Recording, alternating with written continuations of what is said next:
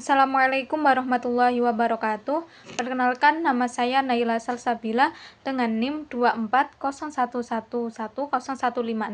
Baik, di sini saya akan menjelaskan faktor yang mempengaruhi penerapan metode pembelajaran PAI. Yang pertama yaitu urgensi dari metode. Jadi, mengapa sih kita dalam memilih metode ini tidak boleh sembarangan? Yang pertama yaitu ketetapan metode. Jadi, cara kita mengajar itu sangat menentukan apakah nilai agama yang kita sampaikan itu hanya dipahami secara teori saja atau benar-benar masuk ke hati siswa tersebut. Fungsi metode. Jadi, metode itu menjadi jembatan antara materi pembelajaran dengan pemahaman siswa, sehingga tujuan pembelajaran itu bisa berjalan dengan baik. Terus tujuan akhir dari metode pembelajaran PAI ini adalah tujuan intinya yaitu membentuk insan kamil, membentuk manusia yang berilmu dan berakhlak baik, sehingga siswa itu tidak hanya cerdas secara pengetahuan tetapi juga baik dalam sikap dan perilakunya. Selanjutnya yaitu faktor internal dan eksternal dalam pemilihan metode. Jadi sebelum menentukan metode mengajar, guru itu perlu memperhatikan beberapa hal penting. Yang pertama yaitu siswa. Kita harus memperhatikan dulu usianya siswa itu berapa, terus tingkat kecerdasan IQ dari siswa tersebut, dan gaya belajar mereka. Apakah mereka itu gaya belajarnya dengan visual, dengan melihat saja itu mudah untuk memahami pelajaran, atau dengan auditori, mendengarkan penjelasan guru, atau dengan gaya belajar kinestetik, yaitu harus dengan praktek. Jadi metode itu harus sesuai dengan kebutuhan siswa atau sesuai dengan kondisi siswa. Yang kedua yaitu guru. Guru itu harus mengetahui kompetensi, kepribadian, dan penguasaan teknik. Jadi artinya guru itu perlu sadar akan kemampuan dirinya sendiri sebelum memilih metode mengajar. Jadi metode yang dipilih itu harus sesuai dengan kemampuan dan karakter guru tersebut agar pembelajaran itu berjalan dengan maksimal. Terus yang selanjutnya yaitu tujuan. Sebelum memilih metode itu, guru harus melihat dulu apa yang ingin dicapai dalam pembelajaran tersebut. Apakah pelajaran itu untuk hafalan, atau pemahaman, atau praktik. Yang selanjutnya yaitu fasilitas. Jadi metode ini yang dipilih itu harus disesuaikan dengan fasilitas yang ada agar pembelajaran itu bisa berjalan dengan efektif. Selanjutnya yaitu prinsip penerapan metode PAI.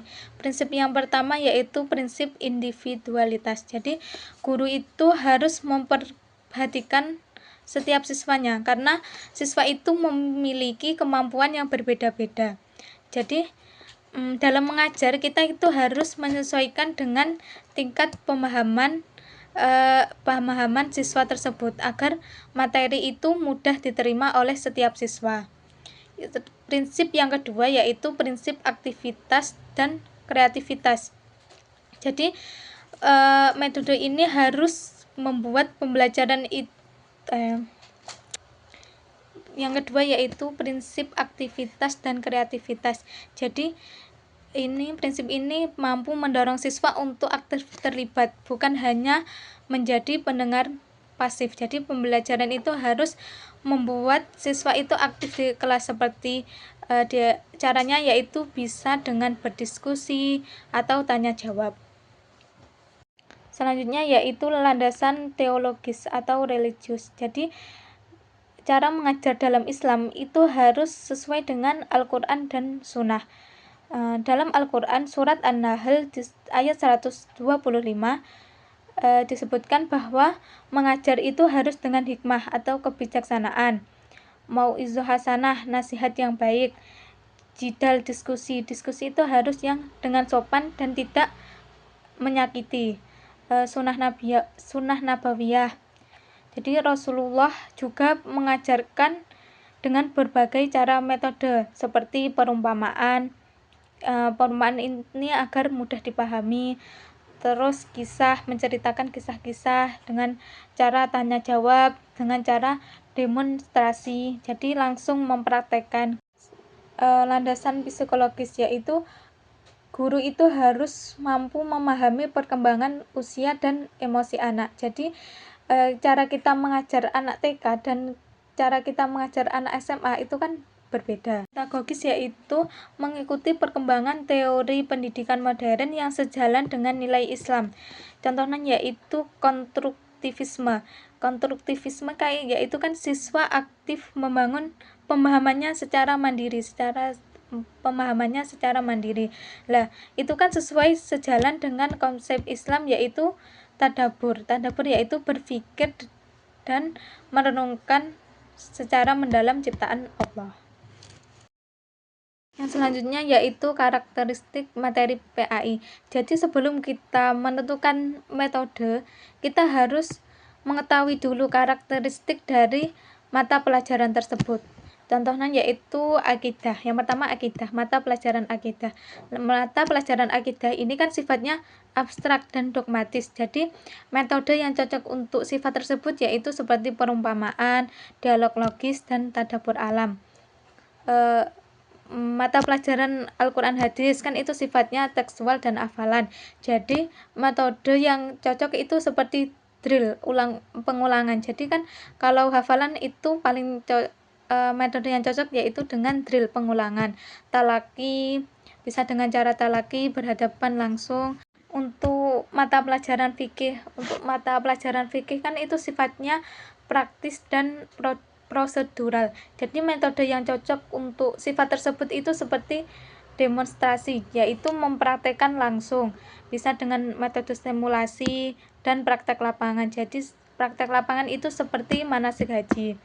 Terus mata pelajaran akhlak. Akhlak ini kan sifatnya perilaku dan rasa. Jadi metode yang cocok untuk sifat tersebut yaitu dengan cara qudwah atau kita memberikan teladan yang baik dan melakukan pembiasaan terhadap siswa tersebut dengan akhlak-akhlak yang baik. Terus mata pelajaran selanjutnya yaitu sejarah. Sejarah ini kan sifatnya naratif dan edukatif.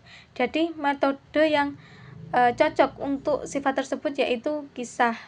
Kita menceritakan, terus bisa dengan metode pemutaran film. Jadi kita menayangkan video sejarah tersebut. Kesimpulannya yaitu penerapan metode PAI yang sukses itu lahir dari perpaduan antara pemahaman landasan agama, prinsip pendidikan yang tepat, dan penyesuaian terhadap karakteristik materi.